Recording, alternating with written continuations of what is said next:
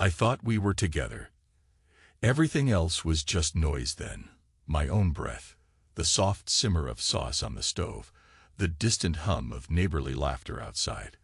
Garlic and rosemary filled the kitchen with their calm familiarity, and I remember how my heart felt steady as I stirred the pot. The spoon tapped gently against the pan, a measured, comforting rhythm that told me life was still in order.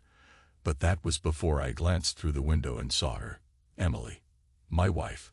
She stood across the yard, under the glow of the neighbor's porch lights, leaning into another man's embrace. I blinked once, twice, as if somehow my eyes were mistaken. But she was there, and so was he, a man with a confident tilt to his posture, dark curls flopping over his forehead, one strong arm around her waist. His lips brushed her ear. She didn't pull away. I felt something seize my throat, a muscle so deep I'd never known it existed, tightening until I could barely swallow. The wooden spoon quivered in my hand. A bubble rose in the sauce and popped, splattering the stovetop. Outside, the neighbors kept talking, raising their beers in a toast to some weekend success story. Laughter, bright and carefree. Their silhouettes danced behind a lit canopy, oblivious to me, oblivious to the tremor now overtaking my body. At first, I just stood there. I didn't shout, didn't bang on the window, didn't even step onto the porch. I set the spoon down with deliberate care, turned off the burner, and wiped my hands on my apron. The cotton felt rough against my palms. The skin there had gone oddly numb, as though the center of me had been scooped out and was floating somewhere else. Yet my mind was cold and precise. The sauce would burn if I left the stove on. I opened the back door and walked outside. I don't remember shutting it. I'm not sure I even closed it behind me. My only memory is the hush inside my own ears and the dull roar outside. My feet carried me across the lawn like I was a ghost. For a second, I thought about confronting them, Emily and this stranger, but some glimmer of pride, or maybe fear, held me back. I saw him lean forward, his hand slipping around her hip, and she arched her neck in a way I recognized all too well. The sight was so intimate I felt my gut twist. I stumbled, just a little, in the dark grass. I left without a word. The next morning, she stood on our doorstep, eyes puffy, hair in disarray. Emily's voice trembled with a sorrow so raw it cut the air between us. "Michael," she started, and the sound of my name on her lips stung. "It's not what you think." It was stupid. We had drinks. My gaze flicked to her face, then away. I set down the paper I'd been reading, took an unsteady breath. I didn't want to speak yet. My voice might crack. She stepped closer, her hand trembling on the doorknob. "Please," she murmured. "Let me explain. It was just a mistake. Nothing real, nothing that matters." I nodded once, not because I believed her, but because I was trying to figure out if I felt anything beyond this crushing numbness in my chest. I gestured for her to come inside, still wearing the same apron from last night. The edges of it were flecked with dried sauce. A faint memory of stirring, tasting, giving her that special dinner. It all felt like a half-forgotten dream. She dropped her keys onto the kitchen counter with a clatter. Her words tumbled out too fast. We stayed later than we meant to. Everyone was dancing, and I guess we both got carried away. I know it looks bad, but I studied her. No bruises, no real outward sign of guilt beyond the tears in her eyes. She said it was the alcohol. She said she barely remembered. She said she didn't even feel anything for him. I wondered if she believed any of it herself. Was she lying to me or to herself? Probably both. But I knew better already. The babysitter's camera had been left on by mistake a few nights earlier, an entirely different night from the one I just witnessed. I had it on my phone, the date, and time stamped. A quick check of the memory card confirmed my worst suspicions. Emily and that man, Ryan, I learned soon after, had been in our bedroom, the same room where our daughter's shoes littered the floor. The camera picked up more than I wish it had. I tried not to imagine the details, tried not to see the way her breath might have caught in her throat, or how her cheeks flushed under his touch. My mind refused to cooperate. The images came in fragments, a body leaning on another body, a whisper close to the ear, a silent gasp. It wasn't me, but it was my home, my wife. She kept talking. Her voice turned high-pitched, desperate. I said nothing. I just took off my apron, folded it carefully, and placed it on the counter. Then I invited her for dinner that evening, as calmly as I could. My stomach churned at the sight of her stunned expression, but I forced the tension from my face. "All right," she whispered.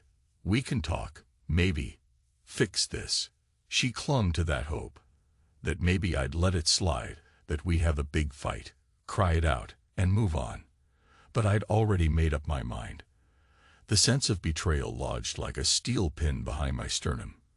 For a man who valued loyalty above all else, this was the unthinkable. We had a child together, a life, and she'd let him into our home. This Ryan Carter, a freelance developer with an easy grin and a taste for risk. What cut the deepest was the lie Emily told me with her eyes, that nothing happened, or it was trivial. She couldn't bring herself to admit how far it had gone. But the camera had captured them, half-dressed, her fingers laced into his hair, his mouth at her neck. A series of muffled gasps, a drawn-out moan. Shadows, shapes, the glow from the hallway lighting the spectacle. My heart hammered so hard I thought my ribs might crack. I had to shut off the video before it ended. So I said nothing. I stood by the sink, nodding as she wept, murmuring that we find a way. And by doing so, I think I'd watched part of her fear shift into relief. She took my hand, tried to press it to her chest. I let her do it, but my palm felt like dead weight. That evening, she showed up for dinner as promised. She wore a blouse she knew I liked, light blue, airy fabric. Her hair was brushed behind her ears. She tried to smile at me. I poured wine. We sat across from each other, clinking glasses like we were still a couple in love. A lifetime. We'd had a million dinners like this, but now everything felt staged, as though we were actors reciting lines for a camera's lens. I watched how her eyes darted around the kitchen, seeking something, my forgiveness, maybe, or a sign that she wasn't living in a nightmare. She hardly touched her pasta. I noticed her fork shaking when she tried to twirl a strand of spaghetti. My own appetite was gone, replaced by a cold knot in my gut. Still, I asked her about her day, about her job, about the new social project she was coordinating. She answered with trembling politeness. Our conversation was a hollow echo of the life we once built. I kept waiting for her to burst out crying again, or to lash out, to say something like, "I can't do this anymore. It's too tense." But she didn't. She forced that trembling smile and asked if I'd seen our daughter's latest drawing for school. I told her yes, that I'd pinned it to the fridge. Another careful sip of wine. Her gaze slid off mine like water on oil. A part of me, the part that still loved the memory of us, wanted to stop this charade and shout. Ask her how she could let that man touch her in our bed. Demand she pack her bags and leave. Or maybe throw my glass against the wall and watch it shatter. But I held it all in. I was finding out how strong a man can be when everything inside him is already broken. Over the following weeks, I built my revenge. I don't recall the exact moment I decided to destroy her life. It was slow, methodical, one calculated step after another. There's a certain emptiness that grows in a man when he's been betrayed, a vacuum that sucks out any compassion. And inside that void, I found a new clarity. My job in sales taught me how to plan, how to handle details. A signed contract here, a fake email chain there. I had the skills. I just had to weaponize them. I set her up. I planted files on her laptop, documents and images that would raise eyebrows if the right people saw them. I doctored messages to suggest she was involved in questionable activities. I studied the encryption logs so that if an investigation ever happened, it would look like she'd been exchanging data with someone who had no business near our daughter. The details matter, but they're also painfully dull. Let's just say I made it all look real enough. Then I bought a new iPhone, untraceable to me, and used it to send an anonymous tip to the local police. I hinted that a grown man, Ryan Carter, had been seen in her bedroom while our little girl slept just one door away. I implied there was more than just a casual fling, painted it as something deviant, something that demanded an official look.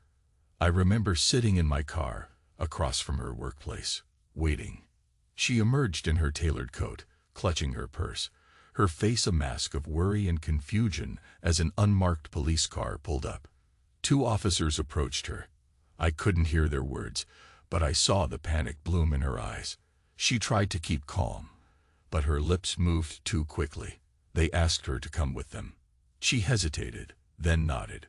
She disappeared into the back of that car with the look of a trapped animal. My heart pounded with a savage thrill. Yet, beneath that surge of triumph, I felt a pang of guilt. A voice in my mind asked, "Are you sure about this? Is it worth it?" I strangled that voice.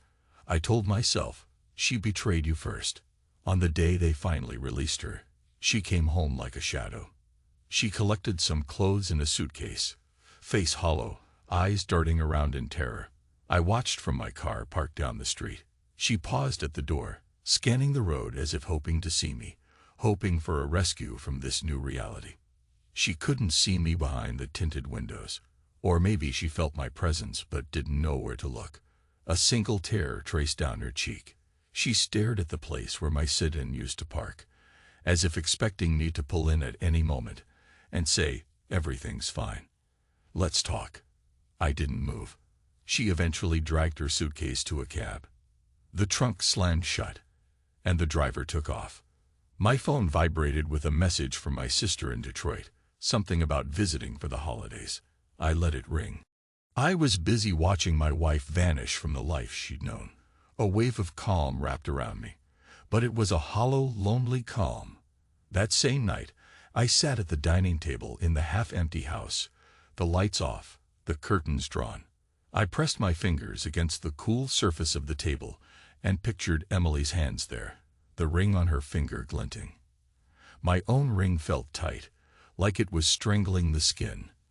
I twisted it a few times, then slid it off with an almost surgical patience. The faint impression of a circle remained on my hand. The next morning, our daughter asked, "Where's Mommy?" She was too little to grasp the complexities, to know how betrayal tastes. I told her, in the softest voice I could manage, that Mommy was away, that she'd be back soon. My chest squeezed with a shame I couldn't explain to a child. I loved my daughter more than anything, but I also craved the destruction of the woman who gave birth to her. That contradiction churned in me like a poison I swallowed every day. I drowned myself in daily tasks, selling property, cooking elaborate meals for my daughter, going for late runs to numb my mind. The weeks blurred. Emily texted me once, from a number I didn't recognize.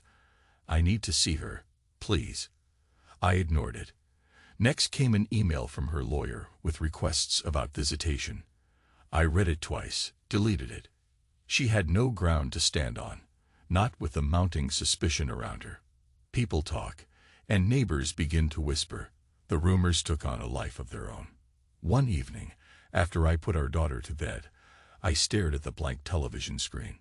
My reflection looked back, stern brow, tight jaw, eyes that no longer recognized the man they belonged to.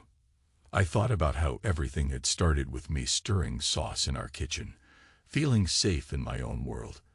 Then I remembered the flicker of movement in the window, the angle of Emily's head leaning into Ryan's. My chest burned, and I realized I'd been holding my breath for too long. I let it out in a slow, trembling exhale. For the first time since it all happened, I admitted a thought that had been gnawing at me. Maybe I'd done something wrong too. Not the cheating, but the slow drifting apart.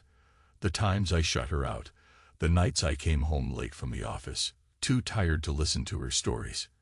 We were two strangers sharing a house, each lost in our own routines. A small seed of guilt rooted itself in me. I tried to crush it, but it festered. The more I fed my hatred, the more that guilt coughed up questions. Did I push her away? Should I have seen the signs? No matter how I turned it in my mind, though, the betrayal remained. I told myself, she could have spoken up, told me she felt alone. Anything but that. But then again, maybe she had, and I never heard. My eyes closed, and my fists balled up on my knees. I sat in the dark with that question digging at my insides. A few days later, a friend of mine from college, Greg, called. He'd heard rumors, something about Emily being under investigation, and he wanted to check on me.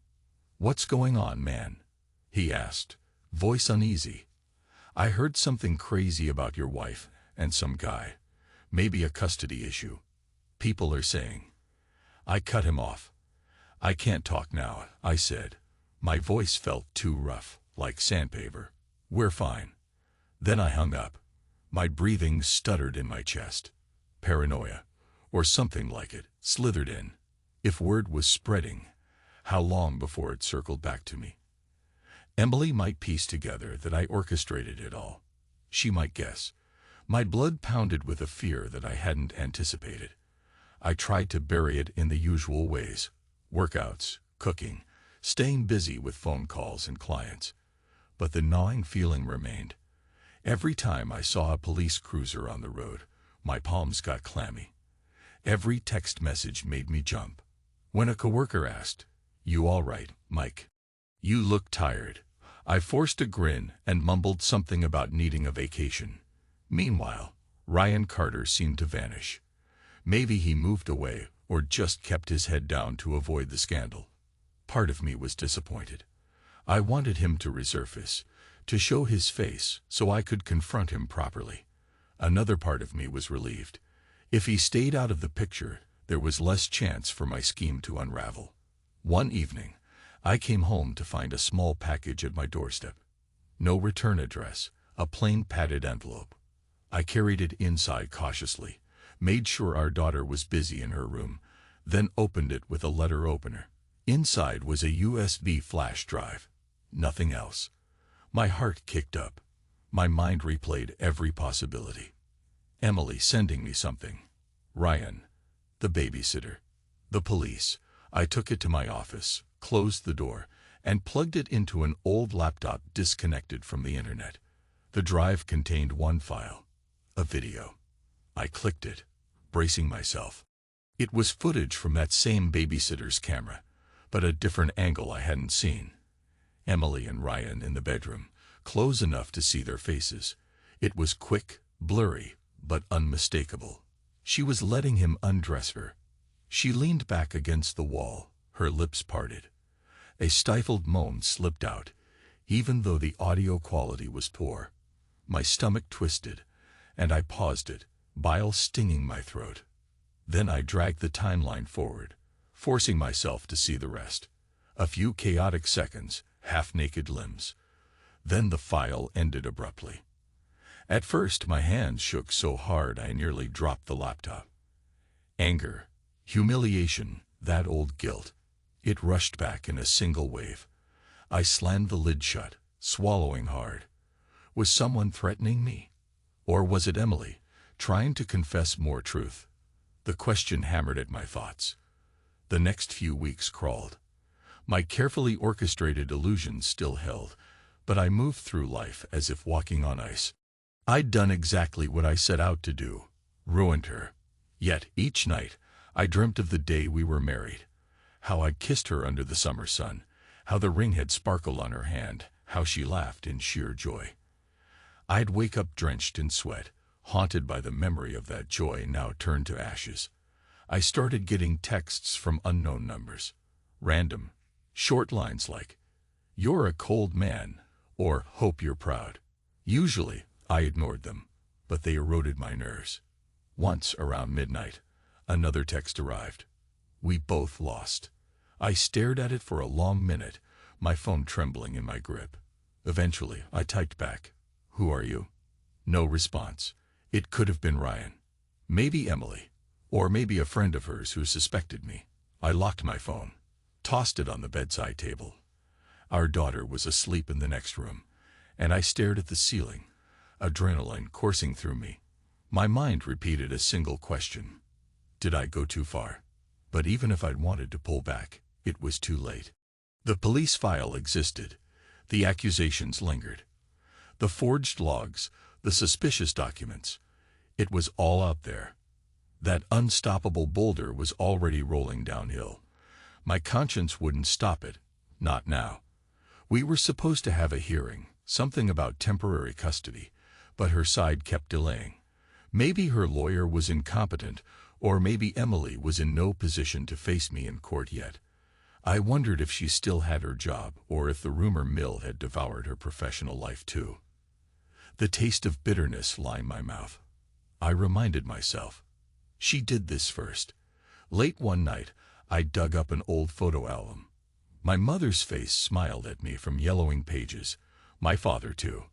I flipped to a shot of me at age 7, brandishing a new fishing pole.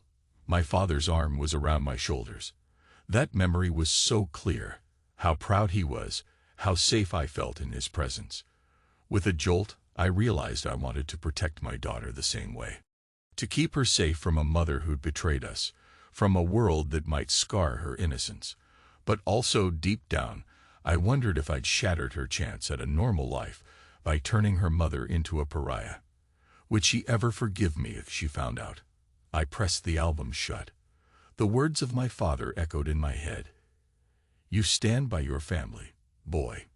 He'd said it once when I argued with my mother, a small spat about chores. I stared at the album's cover.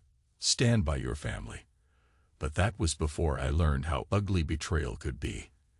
Emily tried to call once more. This time I picked up, not speaking, just listening. Michael, she said, her voice unsteady. I just want to know our daughter is okay. Are you there? I cleared my throat. She's fine. How are you? She asked softly. My jaw clenched. We're fine, I repeated. She was silent for a long moment. Then, in a near whisper, I'm so sorry. I said nothing. My heart thudded. I wanted to hiss, it's too late. Instead, I cut the call. My hand shook as I placed the phone on the counter. No matter how many times I told myself I'd done the right thing, each new sign of her regret scraped at my conscience. But regret doesn't erase facts. It doesn't rewind the images from that camera or wipe away her dishonesty. I pictured Ryan's face again. The confident tilt of his lips, the sureness of his hands on my wife's body. Rage flared hot in my chest. I remembered a conversation with Emily, years back, about how she hated men who swaggered. Too sure of themselves, she'd said. It's like they have no idea how fragile life is. But apparently, she changed her tune. Some nights, I fantasized about confronting Ryan physically, smashing that grin off his face, letting him know exactly how it felt to have your life upended. But each time, I pictured our daughter's wide eyes, imagining me behind bars or in handcuffs, and my anger morphed into a cold acceptance that I had done enough damage. The day of the hearing finally arrived. I walked into the courthouse in a suit that felt heavier than chainmail. My attorney, a brusque woman named Whitehall, guided me to a bench outside the small, windowless meeting room. Emily hadn't arrived yet. My stomach churned with anticipation, dread, and something resembling sorrow. Ryan Carter never showed. Probably for the best. The hearing was brief. Some technicalities about the allegations, the ongoing investigation, the best interests of our daughter. Emily's lawyer stammered about how the police had found no criminal wrongdoing yet, how it was all a misunderstanding. Whitehall calmly presented the documents. The logs, my forged handiwork. I kept my face stony, feeling each word hammer into Emily's reputation like a coffin nail. Emily herself didn't speak at first. She gripped a tissue in her hands, glancing at me from time to time with eyes that pleaded. When it was her turn, she said in a trembling voice, I made a mistake, but I'm not a danger to my child. She tried to explain the situation with Ryan, calling it an affair, a lapse in judgment, but swore it was no threat to our daughter. The judge, who had heard 100 other pleas that day, gave her a weary look. He asked a few pointed questions about the explicit nature of the alleged materials. She couldn't respond. Her tears choked her words. Afterwards, we emerged from that courthouse with an interim order favoring me. I was to retain primary custody until further notice. Emily was granted limited visitation rights, subject to conditions. She stood in the hallway, shoulders slumped, staring at the official papers. I was close enough to hear her quiet sobs. A hush fell around us as people passed by, pretending not to notice. I didn't comfort her. My knuckles were white around my briefcase handle. I told myself, this is what you wanted. She looked up at me then, tears shimmering. I don't know how it came to this, she whispered. Her hair fell around her face in limp strands. We had a life. I didn't reply. I felt my jaw muscles tighten, but no words formed. She exhaled shakily. I wish you told me how lonely you were, she said. I wish I told you how lonely I was. A spike of pain shot through me. I turned away without speaking, stepping into the elevator. The door slid shut on her shattered expression. My heart pounded like a war drum. I pressed my forehead to the cold metal wall, trying not to think, not to feel. In the parking lot, I sat behind the wheel of my car, engine off, keys trembling in my fist. I stared at the lines of vehicles around me and felt an ache in my chest that nearly overwhelmed me. I'd won, but it felt like losing. We were both hollow now, stripped of any illusions. And deep inside, a voice asked if I was truly sure I'd do it all again. I shoved the key into the ignition. The engine hummed to life. Months dragged on. I barely spoke to Emily, only dealing with the court-appointed mediator about visitation details. My daughter asked about her mom. I'd say, Mommy's busy, but she loves you. She was too young to see the bigger picture, and I was careful to shield her from my bitterness. Meanwhile, I immersed myself in work, rising quickly in the ranks of my real estate firm. I was good at selling illusions, after all. One late afternoon, I drove by our old neighborhood, where some families were setting up a street party. My daughter was with a babysitter, so I had time to think. I passed the neighbors' houses. Decorations swayed in the breeze, lights dangled from the fences. My mind flashed to that night, the night Emily stood with Ryan on the lawn, the warm summer air swirling around them. I couldn't unsee it. I pulled over. The house that used to be ours had a for sale sign out front. I realized, with a hollow jolt, that Emily must have put it on the market. Maybe she was finalizing the sale to pay legal bills. Through the living room window, I glimpsed a shape move. A potential buyer, maybe. This was the home we'd lived in for years, where our daughter learned to walk, where we once laughed and grew. It was no longer ours. I sat there for half an hour, engine idling. A sign of who I'd become, a man paralyzed by the ashes of his own revenge. I finally shifted into drive, heading back to the condo I now rented with my daughter. She was the one link to my old self. Without her, I might have vanished into that void of hatred, but I still had to be a father, even if I was no longer a husband. Emily called again on a Tuesday morning. I answered out of habit, or maybe curiosity. Before she could speak, I said, yes. She hesitated. Michael, my hearing's coming up soon. The detective found some inconsistencies in the evidence. They want me to come in for more questions. A trembling breath. I know you did something. I can't prove it, but I feel it. My throat went dry. Are you accusing me?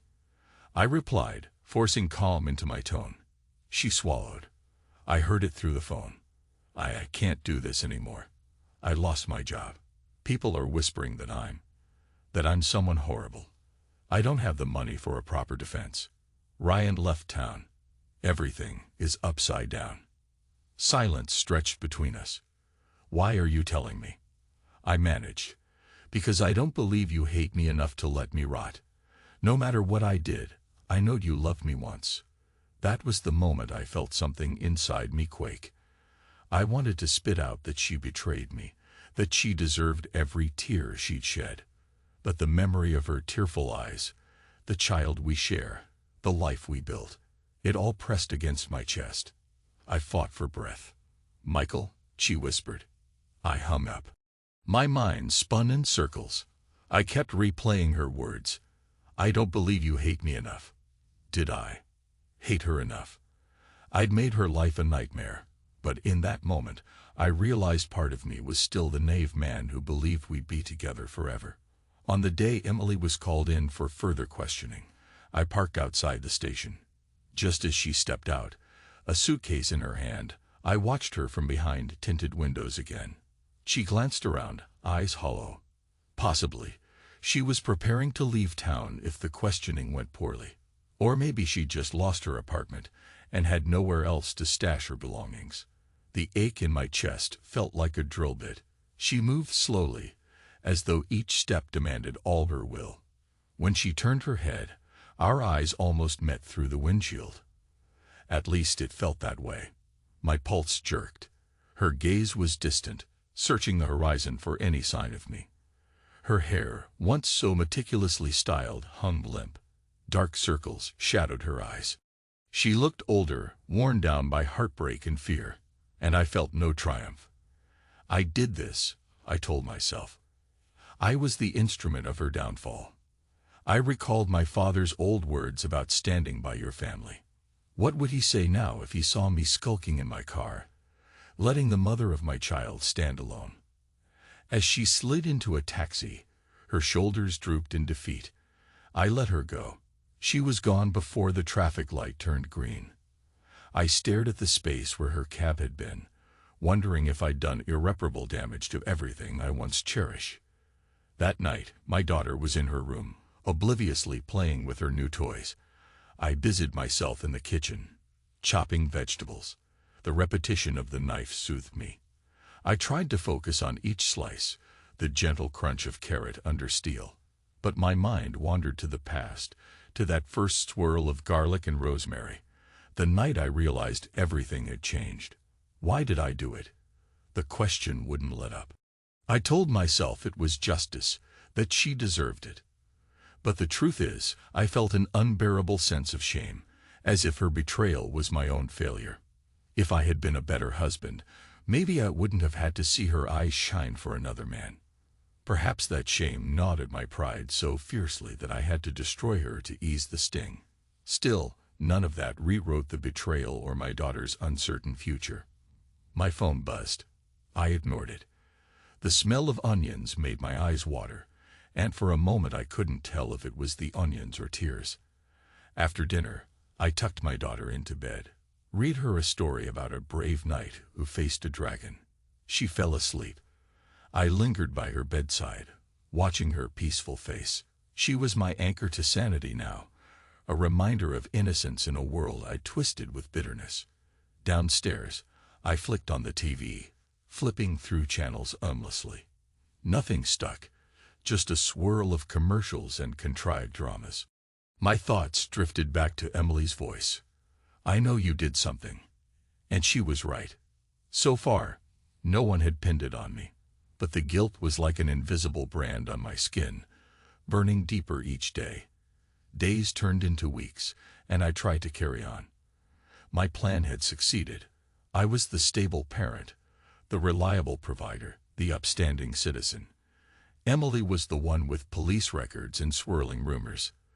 The neighbors pitied me. Some even praised my strength for protecting my daughter. Irony can be cruel, but the weight of it was unbearable. I started losing sleep.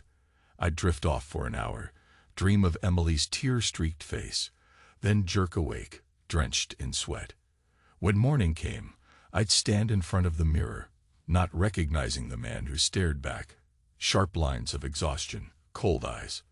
One Sunday, I decided to drive out to the old fishing spot in Michigan, where my father once took me as a boy. I arranged for a neighbor to watch my daughter for the day. I needed space to breathe. The drive was about 4 hours, spent in near silence except for my thoughts. The lake was still there, ringed by pine trees, though the caretaker's cottage had changed hands a few times. I parked by the shore. A swirl of memories crashed over me. My father teaching me to bait a hook, the smell of the water, the excitement of my first catch. I took off my shoes and socks, rolled up my pant legs, and waded in. The cold water lapped around my calves, as sharp as pins. I closed my eyes, letting the chill creep up. For a moment, I tried to imagine turning back the clock, undoing all that had happened, from the moment I first saw Emily leaning into Ryan's arms. Maybe if I had shouted her name that night, forced her to confront me, none of this would have spiraled. Maybe we'd have parted ways less violently. Maybe we could have salvaged some kindness for each other. I felt my throat tighten. With eyes closed, I spoke quietly to the ghost of my father, to the memory of who I was. I don't know who I am anymore. The echo of water rippled around me, offering no reply. Eventually, I returned to Chicago. Life marched on. My routine resumed. I got my daughter ready for school, closed deals at work, ironed my shirts every Sunday, and pretended I was the same reliable Michael Donovan. But inside, I was like a building with rotten beams, outwardly upright, inwardly close to collapse. A letter arrived by certified mail. I signed for it, carried it into the kitchen. My chest constricted when I saw it was from Emily's lawyer. I dreaded flipping it open, but did so anyway. Inside was a carefully worded statement. They had uncovered digital irregularities in the evidence that contributed to Emily's tarnished record. Allegations of forgery. They were requesting a formal inquiry, possibly pressing charges if she could prove malicious intent. My hand clenched around the paper so hard it crinkled. I read it twice. She'd found a thread to pull on, one that might unravel my entire plan. And the penalty for forging evidence could be severe. That voice inside me hissed, "You had to push it too far." I paced the kitchen. My daughter was out in the yard, playing. My heart hammered as I considered the possibility that everything I'd done would blow up in my face. Losing custody, losing my job, maybe even facing criminal charges. My breath came shallow and fast. Then I forced myself to calm down. The forgeries were skillfully done. She'd have to find an expert to prove the logs were faked. That might be expensive, time-consuming. But Emily was desperate, desperate enough to push for the truth. My phone rang. The number was blocked. I hesitated, then picked up. "Is it worth it?" A familiar female voice, low, broken with tears. Emily again. "Michael, you can stop this. If you say you faked it, they might go easier on you. We can talk. I don't want to ruin you. I just want to stop this nightmare." My vision blurred. Her words hammered at my conscience. "Why call me now?" I forced out, "Because I know what you did. And despite everything, I don't want our daughter growing up with both parents destroyed." She paused. "We both screwed up, Michael. I swear, I never meant to." Anger flared. "You invited him into our bed." She flinched, audible even over the phone. "It wasn't in our bed. She stopped herself, voice trembling. "Maybe it doesn't matter. But please meet me. We can find a way that doesn't tear us both apart. I'll do anything. Just let's talk, for her sake." For a moment, I almost said yes. But pride is a harsh master. Pride and the memory of her body with his. My lips curled in bitterness, and I rasped, "We're done." I ended the call. She texted an address a few minutes later. A coffee shop on the outskirts of town. A time. I erased the text unread. The weeks that followed were a flurry of legal motions and behind-the-scenes threats.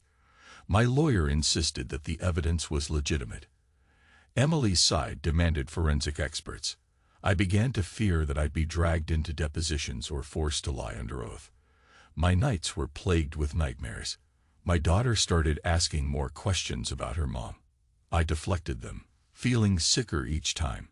One evening, the babysitter left a note. "Your daughter talked about missing her mommy today. She seems sad." That note twisted in my gut. I stared at it for a long while, my eyes burning. Then I carefully tore it into pieces and threw it in the trash. I realized something crucial then. I'd built my entire revenge around the idea that Emily had to suffer for hurting me. But our daughter was suffering, too. And for what? So I could nurse my wounded pride. The more I dwelled on it, the more that hollow guilt gnawed at me, taunting me with the question of whether all this destruction had truly mended anything in my heart. I told myself it was too late to back out. I'd gone too far, had too much to lose. But the agony in my chest wouldn't relent. In the final hearing, we faced each other in a gray conference room. A judge, 2 lawyers, and a clerk who typed every word. Emily was pale, her hair pinned neatly, though her eyes carried that haunted look. My attorney, Whitehall, brought forward the documents again, bristling with self-assurance. Emily's attorney calmly introduced an IT expert who explained certain anomalies. My pulse hammered. I felt sweat gathering at my temple. Then Emily's lawyer turned to me, gaze sharp. "Mr. Donovan, we'd like to request you personally verify these logs. You stated in your affidavit that you had no knowledge of them until they were discovered on Ms. Donovan's computer, correct?" My mouth felt dry. "Yes, and you are aware it would be a crime to produce or knowingly submit falsified documents to the court?" "Yes." They pressed further, but I stuck to my lie. My nails dug into my palms. Emily watched me with tears shining in her eyes. She must have realized I would never break in front of them. This was the final standoff. If they couldn't produce undeniable proof, the judge might dismiss their claim. When the session ended, the judge reserved his decision for a later date, citing the complexity of the evidence. My shoulders sagged. I caught Emily's reflection in the glass door as we left. She was crying silently. A distant part of me wanted to hug her, to feel the warmth of her body, and tell her we'd find a way through. But the memory of Ryan's hands on her flared in my mind. I kept walking. About a week later, I was in my office preparing for a sales meeting when I got the call from an unknown number. An authoritative male voice introduced himself as Detective Brooks from the local police. My heart skipped. They'd found new information about the alleged tampering. They wanted me to come in for questioning. My hand shook so violently I nearly dropped the phone. I told them I'd speak with my lawyer first. The detective's response was calm, cordial even, but it held a quiet determination that made my gut churn. Suddenly, the walls of my carefully constructed scheme felt like they were closing in. The weight of every forgery, every manipulative detail, came crashing down. After the call, I stumbled to the restroom, locked the door, and splashed cold water on my face. I stared in the mirror at the man I'd become. Eyes red, jaw clenched. I thought about my daughter. If I got arrested, if they found out the lengths I'd gone to, I might lose her. Trembling, I slid down against the tiles, burying my face in my hands. I didn't cry, but a sob built in my chest. I wanted to smash something, but there was no target except the reflection of my own guilt. 2 days later, I was sitting in my parked car in the lot behind the police station. My lawyer told me we could stall, maybe file for a motion to quash. But I couldn't keep running. The tension was strangling me from the inside. The detective was waiting. My phone buzzed. My lawyer, again, urging caution. But I just powered down the device. My daughter's face filled my thoughts, her bright smile, the way she used to run across the living room, arms outstretched for me to catch her. And Emily's face, tear-streaked, shattered. I took a breath. Then another. I exited the car, walked toward the building's side entrance. Rain beaded on my jacket. The world felt slow, like each step was magnified in my ears. Up ahead, I glimpsed a figure in a hooded jacket. As I drew closer, the figure turned. It was Emily, soaked to the bone, hair plastered to her cheeks. Her suitcase leaned against the wall. We stood there in the dim light, the distant street lamp flickering behind her. I froze. She didn't speak. I saw her lips pressed together. Then, quietly, she said, "I'm not here to bury you. I'm here to end this." I swallowed. "I'm supposed to meet with the detective." She nodded. "So am I." They want more statements. Silence enveloped us, broken only by the patter of rain on concrete. Our gazes locked. In her eyes, I saw the love we once shared, the betrayal that tainted it, and something else. Compassion. Or pity. Maybe both. "Michael," she whispered, voice trembling. "I did you wrong. I know that. You had every right to hate me. But it's too much."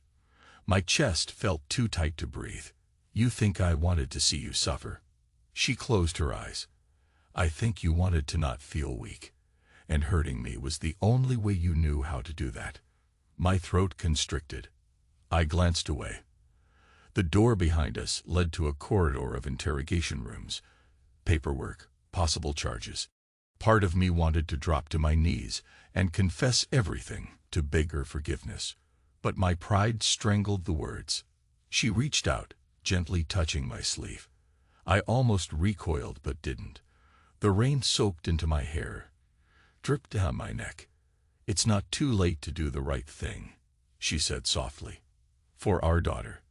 I looked into her eyes, searching for blame, for condemnation. Instead, all I saw was sadness, an exhaustion that matched my own. A tear ran down her cheek, mingling with the rain. I realized we were both just two broken people standing in a storm, mourning the life we once had. Slowly, I nodded. My jaw flexed, and I forced a raw, trembling exhale through my teeth. "I don't know who I am anymore," I said. "I thought I was protecting myself, but I might have destroyed everything." She didn't respond with anger. She just bowed her head for a moment, then gently squeezed my arm. It felt like an unspoken truce, fragile as glass, but real. The detective's shadow appeared at the glass door, scanning for us. I met Emily's gaze one last time. The moment felt like the final breath before diving into deep water. Inside that pause, I realized something crucial. I could keep lying, keep burying us both, or I could face the consequences and try, somehow, to salvage what remained of our humanity. I opened the door, stepping aside to let her in. Together, we entered. Later, much later, I stood outside the station, alone. My clothes were still damp. The interview had been long, my voice had trembled at times, but I'd answered each question with a truth I'd once never thought I'd speak. The forging of evidence, the misplaced rage, the lies. All of it.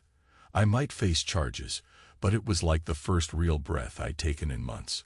Emily was gone, escorted out by a social worker and her lawyer. I didn't see her leave. But as I stepped onto the sidewalk, I noticed a single piece of paper tucked under the windshield wiper of my car. A note, scrawled in handwriting I recognized as hers. "We can't go back. But maybe we can go forward." My throat tightened. I pressed the note against my chest, the words throbbing in my mind. Forward.